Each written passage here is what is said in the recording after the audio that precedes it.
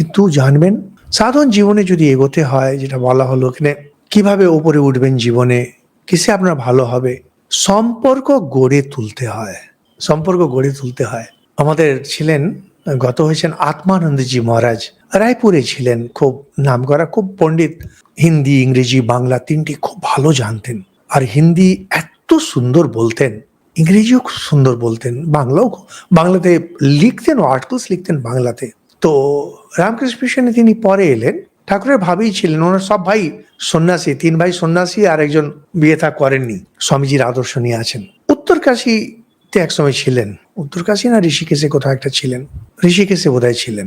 সেখানে একজন বড় মহাত্মা, খুব নামকরা মহাত্মা, বেদান্তি সাধু, দুজন শিষ্যের ঘাড়ে হাত রেখে বহু কষ্টে থপ থপ থপ থপ করে কোন রকমে সকালে এসে মা গঙ্গাকে প্রণাম করতেন।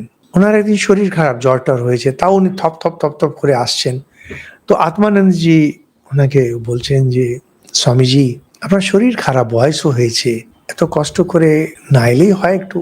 উনি এত রেগে গেলেন, সাধু বাবা তুমি কিসের সন্ন্যাসী? এই 2 পয়সার শরীরের জন্য, যেটা খারাপ হয়েছে শরীর, আমি মায়ের দর্শন করব না? মা গঙ্গা, মায়ের দর্শন করবো না? কিরকম কথা বলছো? শরীরের কোনো দাম আছে? আমার দর্শন করব না? বেদান্তি সাধু, কিন্তু ঠিক ঠিক বেদান্তি।